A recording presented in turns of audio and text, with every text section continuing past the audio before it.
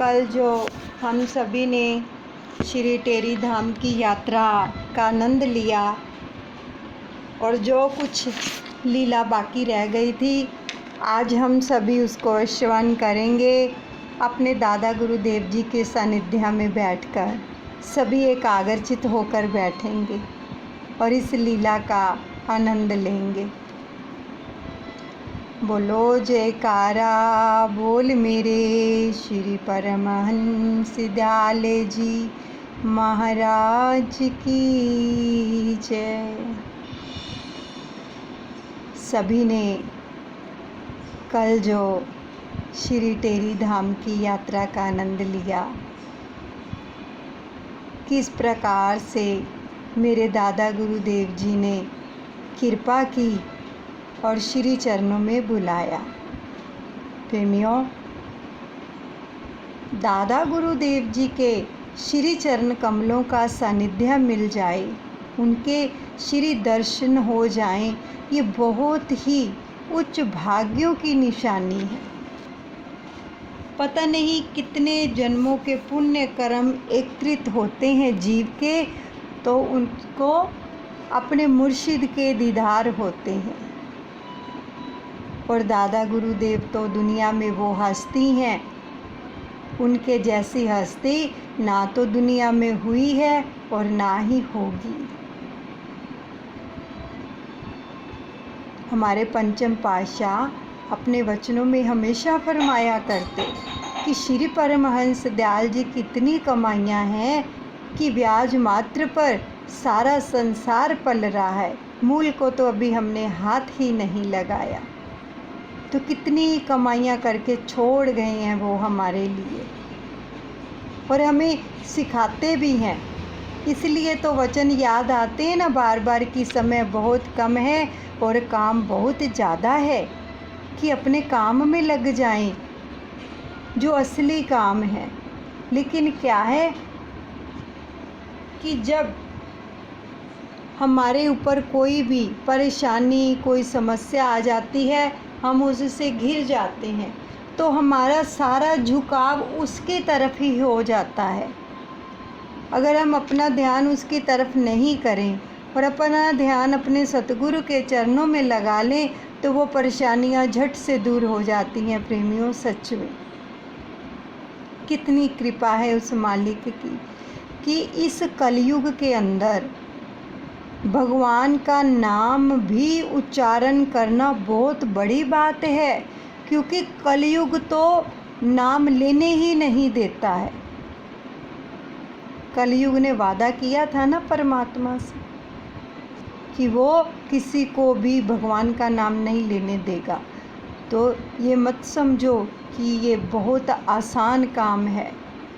भगवान का नाम लेना, उसकी याद आना, इस दिल में उसकी छवि को बसाना, हर समय उसको अपने दिल के करीब रखना और इस जीभा से नाम का सुमिरन करते रहना और उसकी याद को अपने दिल में बसाए रखना,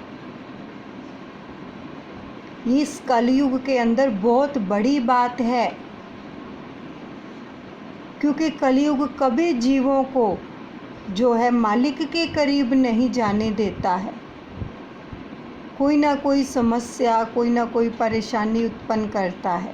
तो इसलिए हमें अपने भाग्यों की सराहना करनी चाहिए कि दादा गुरुदेव जी के आशीर्वाद से, उनकी कृपा से हमें ये समय मिलता है कि हम सभी एकत्रित होकर 1 घंटा उनके श्री चरण कमलों से जुड़कर उनके सानिध्य में बैठकर उनको याद करते हैं, एक एक श्वास उनके अर्पण करते हैं। ये बहुत ही अहम बात है कि उसकी कृपा बरसती है, नहीं तो कहाँ कोई टाइम निकाल पाता है। देखो, करोड़ों दुनिया है, हर कोई जुड़ पाता है? नहीं जुड़ पाता। केवल और केवल जिसके ऊपर कृपा होती है उस मालिक की, वो ही नाम से जुड़ पाता है। और जितना भी हो सके नाम से जुड़ें, बाकी की सारी चीज़ों को व्यर्थ समझकर छोड़ दें। बाकी सभी कांटे हैं। कोई कुछ भी अगर कहता है तो समझो वो कांटे हैं, और सतगुरु क्या हैं? सतगुरु गुलाब का फूल हैं। एक बार पहले भी आप सभी को ये लीला सुनाई गई थी कि पंचम पातशाह श्री सतगुरुदेव भगवान जी के समय की ये लीला है कि एक बाई जी, अभी तो वो बाई जी हैं, जब वो दरबार में आई थी, छोटी उम्र थी उनकी, तो क्या है कि कोई कुछ कहता था, कोई कुछ कहता था, तो उन्होंने श्री गुरु महाराज जी से जाकर प्रार्थना की कि मैंने यहाँ पर नहीं रहना है, मुझे घर जाना है, क्योंकि मुझसे ये सब सहन नहीं होता है। तो श्री सतगुरुदेव भगवान जी ने उनको फरमाया कि देख, ये सब जितने भी हैं ना, जो तेरे को कोई कुछ कहते हैं, ये सब कांटे हैं, और हम हैं गुलाब का फूल। और तू कांटे लेने तो नहीं आई ना यहाँ पर, तू गुलाब का फूल लेने के लिए आई है। और अगर तू हमको ऊपर से पकड़ेगी, गुलाब के फूल को हम ऊपर से पकड़ेंगे तो कांटे नहीं चुभेंगे।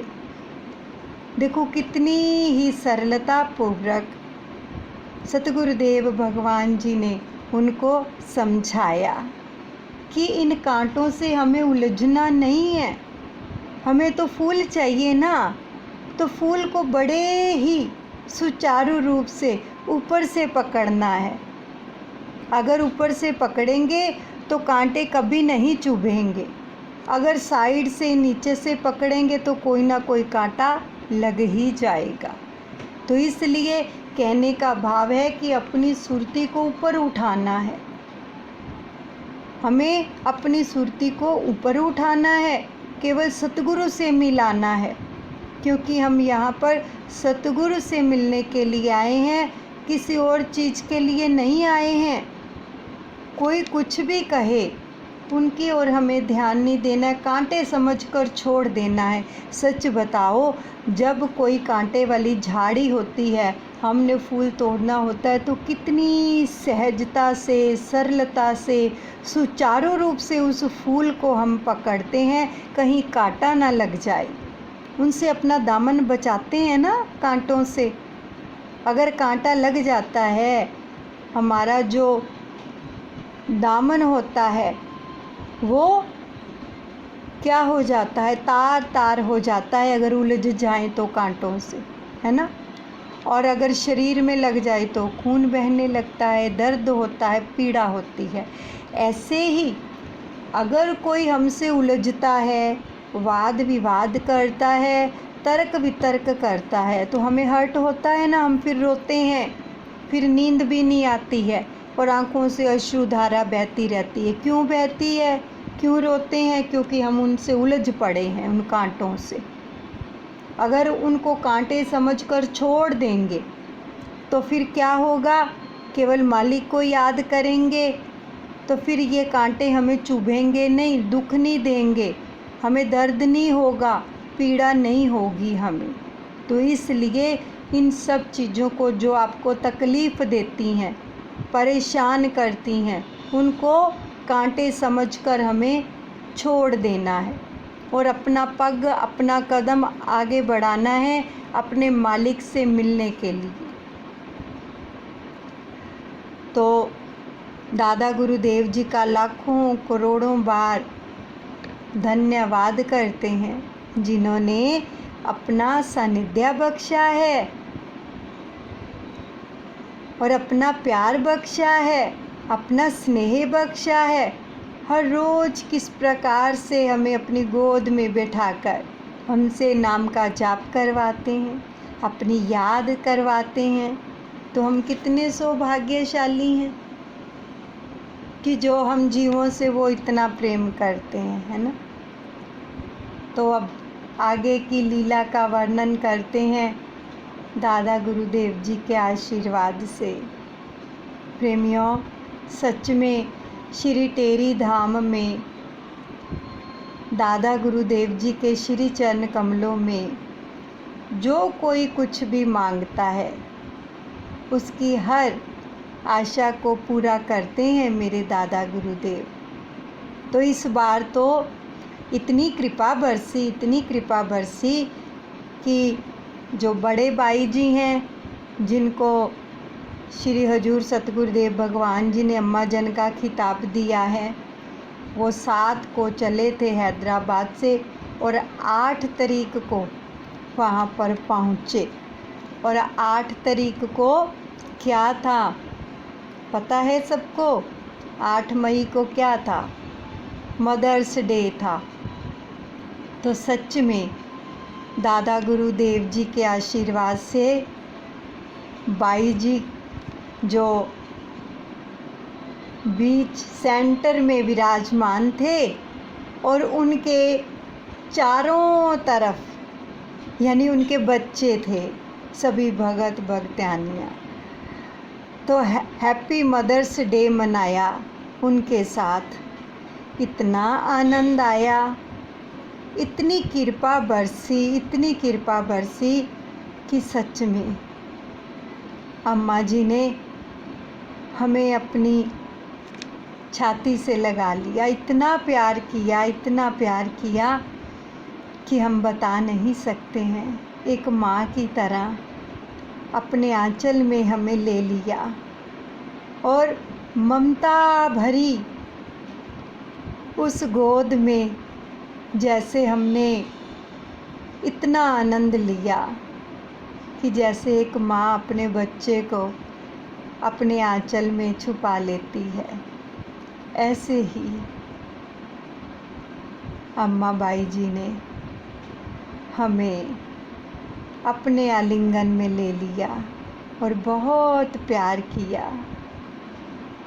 सच में लग रहा था कि आज वाकया में ही मदर्स डे है।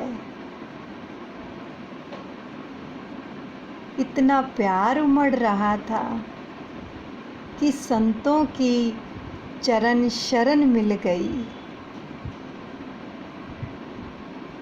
और इतना प्यार दिया उन्होंने कि हम बयान ही नहीं कर सकते हैं। सबको दिया, सबको। और फिर उसके बाद सभी बड़ी धूमधाम से नाचे गाए, भजन गाए, हैप्पी मदर्स डे मनाया दादा गुरुदेव जी के सानिध्य में। देखो, ये हमारा सौभाग्य था कि मदर्स डे हमने अपने दादा गुरुदेव जी के सानिध्य में और अम्मा बाई जी की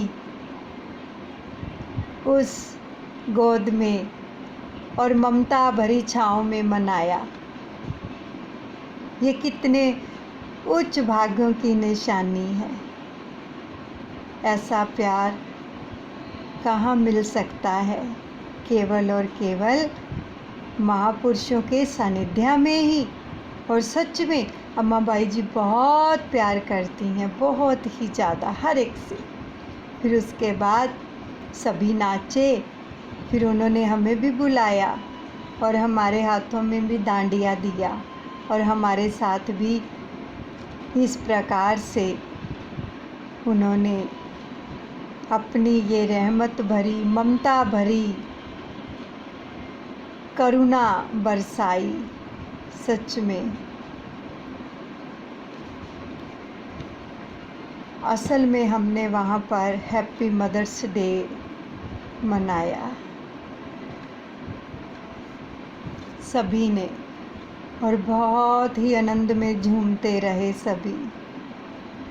ये सारी यादें जो हैं हम बटोर कर लाए हैं वहाँ से कि जब भी याद आए तो कितना आनंद मिलता है उनको याद करके, उन लम्हों को याद करके कि हर एक लम्हा जो है अपने दादा गुरुदेव जी के सानिध्य में बीता है, उनकी याद में, उनके प्रेम में बीता है।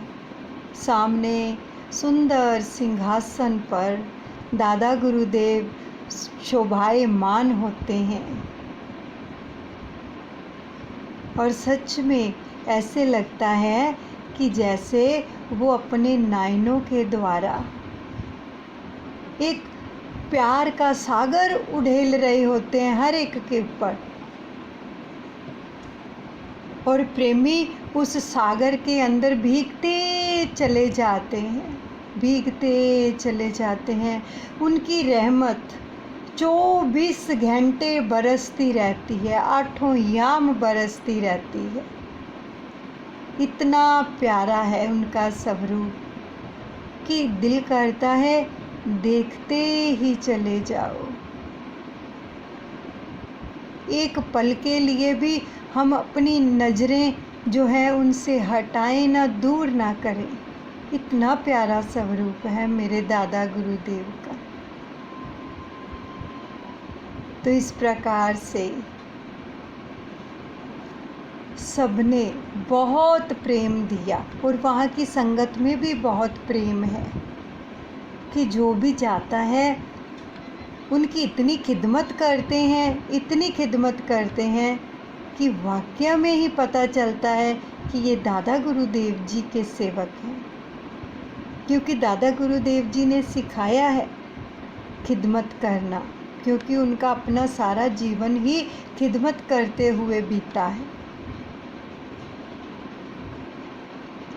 और जब टेरी की गलियों में हम निकले वहाँ से, तो वहाँ से मेरे दादा गुरुदेव जी की खुशबू आ रही थी, और उसको हम इमेजिन कर रहे थे कि कभी इन गलियों के ऊपर, इस रोड के ऊपर मेरे दादा गुरुदेव भी चला करते। ये वो गलियाँ हैं जिनके ऊपर कभी उन्होंने कदम रखे अपने। उन रास्तों को भी सलाम किया हमने, वहाँ की मिट्टी को भी सजदा किया कि धन्य है ये टेरी की धरती, धन्य है ये टेरी के लोग, ये टेरी के पंछी, जीव जंतु, ये वृक्ष, ये पहाड़, ये नदियाँ, धन्य है। यहाँ पर मेरे दादा गुरुदेव कितना समय विराजमान रहे हैं और अब भी हैं वहाँ पर। सच में उन रास्तों से दादा गुरुदेव जी की खुशबू आती है। टेरी का हर कोना कोना, हर कण कण दादा गुरुदेव जी के प्यार से सींचा हुआ है। इतनी शांति है वहाँ की, वहाँ पर इतनी शांति है कि बयान नहीं किया जा सकता। तो इस प्रकार से हर वक्त दादा गुरुदेव जी की याद को अपने दिल में संजोए हुए एक एक पल बिताया वहाँ पर, एक एक पल। और फिर उसके बाद जो दूसरी लीला आपको सुनानी थी वो ये थी कि देखो, हमें कभी भी अकेले अपने आप को नहीं समझना चाहिए। हमेशा यही समझा करो कि हमारे सतगुरु, हमारे मुर्शिद हमारे हर पल हर घड़ी हमारे साथ रहकर हमारी रक्षा कर रहे हैं। क्या हुआ कि जब मेरे भैया मुझे ट्रेन में बिठाकर चले गए, क्योंकि छोटा स्टेशन है तो ट्रेन वहाँ पे रुकती नहीं है, तो वो जैसे ही सामान उन्होंने रखा और बोला कि दीदी मैं जा रहा हूँ, जैसे ही नीचे उतरे और ट्रेन चल पड़ी। हमने सामान वहाँ पर रख दिया अपना। तो उसके बाद जब हम सीट पर बैठे तो हमने ऑनलाइन टिकट बुक करवाई थी। भैया ने मेरे को मैसेज भेज दिया था फ़ोन पे, और अभी हम अपना फ़ोन खोलने लगे थे कि जो टीटी आया था उसको टिकट दिखाने के लिए। तो आप मानोगे नहीं प्रेमियों कि हमने अभी फ़ोन तो खोला ही नहीं था, और उस टीटी ने हमसे कहा, कुछ पूछा ही नहीं कि आपकी कौन सी सीट है, आपकी टिकट ऑनलाइन है या टिकट दिखाओ, कुछ भी नहीं बोला। केवल इतना बोला कि बेटा आप अपना सामान लेकर ना इस तरफ आ जाओ, क्योंकि आपकी जो सीट है ना वो गेट के बिल्कुल पास है, तो आपको डिस्टरबेंस होगी। देखो कौन कहता है, किसने उसके दिल में दया भरी कि हम वहाँ पर अकेले थे, हमारे साथ कोई था नहीं, लेकिन दादा गुरुदेव थे। वो हर पल हर घड़ी ध्यान रखते हैं और पल पल साथ निभाते हैं, सारी व्यवस्था करते हैं। तो जब हमने उसके मुख से इस प्रकार के शब्द सुने तो दादा गुरुदेव को शत शत नमन किया कि प्रभु ये तो आप ही हो सकते हो, वरना कौन किसको इस प्रकार से बोल सकता है। वो टीटी है, अपनी टिकट चेक करेगा और चला जाएगा, लेकिन इतना ख्याल कौन करता है? मेरे दादा गुरुदेव करते हैं। तो सच में फिर उन्होंने बोला कि बेटा आप अपना सामान लेकर इधर सेंटर में आ जाओ, ये वाली सीट ले लो ताकि आपको डिस्टरबेंस ना हो, आप अच्छे से सो पाओ, क्योंकि आधी रात का समय था, 3:30 बजे का। तो ये किसकी कृपा है? हम अपना सामान लेकर फिर उस सीट पर गए और उस टीटी का धन्यवाद किया, और उसने टिकट देखी ही नहीं कि टिकट दिखाओ, आपके मोबाइल में भी अगर ऑनलाइन भी बुकिंग है तो हमें दिखाओ। देखी ही नहीं बिल्कुल भी, और बैठाकर हमें वो चला गया। तो सच बताओ कौन करता है इतनी संभाल? दादा गुरुदेव करते हैं ना। जो भी प्रेमी अपना सर्वस्व उसके ऊपर निछावर कर देते हैं ना, तो वो फिर हर पल हर घड़ी अपने प्रेमियों के लिए तत्पर रहते हैं। भगवान कहते हैं जो प्रेमी हर पल हर घड़ी मुझको याद करते रहते हैं, ऐसे प्रेमियों का मैं सिमरन करता हूँ। तो कितनी कृपा है, हमें महसूस ही नहीं हुआ कि हम अकेले हैं। जब ऐसे ऐसे अनुभव होते हैं तो किसकी याद आती है?